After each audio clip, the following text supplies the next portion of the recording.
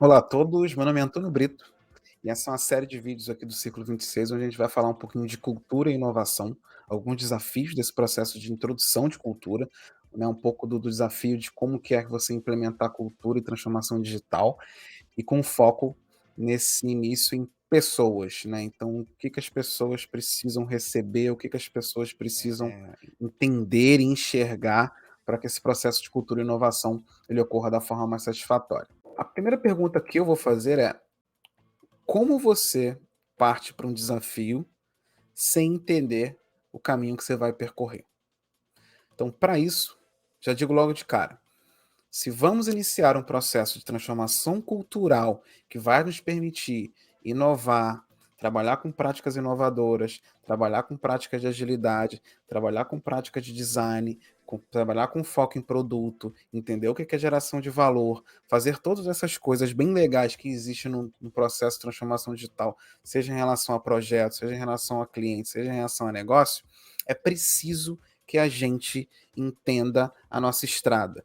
E nesse processo, a nossa estrada são quem? São os colaboradores do time, são os colaboradores da empresa.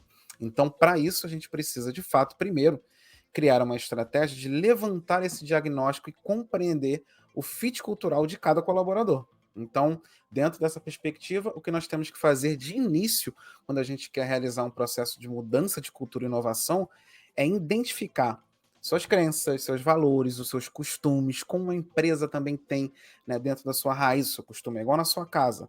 Na sua casa tem, ou você almoça na cozinha, mas tem família que gosta de almoçar na sala.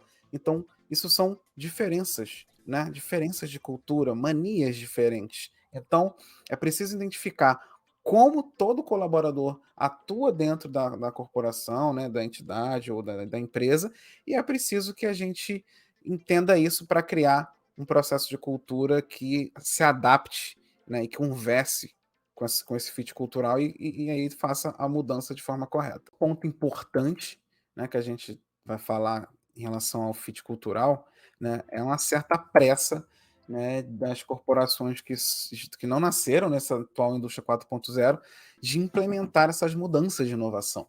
Né? Então, o que a gente está vendo hoje é a pressa em implementar métodos ágeis, sendo que isso nunca foi visto pelo colaborador. Se ele não entende por que pular certas etapas gera valor e é mais rápido, ele não entende que tal informação ali talvez possa ficar de lado nesse momento e que a gente tenha que focar no produto e na geração de valor e no MVP. Então, é preciso buscar esse alinhamento. Né? Então, entre a cultura que o cara tem ali e, né, os desejos que a gente quer para essa mudança. Então é preciso criar um plano escalável para isso. O outro obstáculo que a gente pode entender aí, identificar um pouco, é a questão da resistência à mudança. Isso aí é muito óbvio, isso acontece por vários fatores: medo, insegurança, não compreensão. Né? Então, para isso, a gente precisa criar um mecanismo de comunicação, e aí a comunicação ela entra nesse processo de uma forma muito importante, porque o primeiro passo é que você crie um alicerce de comunicação transparente, né, e que ele converse com todas as pessoas.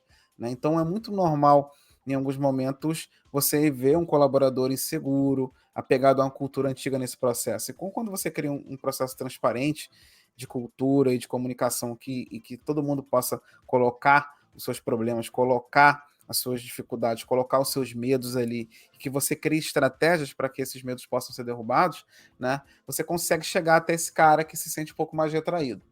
Né? Então, assim, é importantíssimo e é um equívoco quando você só foca nos líderes e não foca em todos os colaboradores. É muito importante e deve, e não é muito difícil que isso aconteça se todos os líderes não estiverem chancelando esse processo de mudança de cultura. Mas é importante que você não negligencie as vozes que estão nas outras camadas dentro do time. Então, todas as vozes devem ser ouvidas dentro desse processo.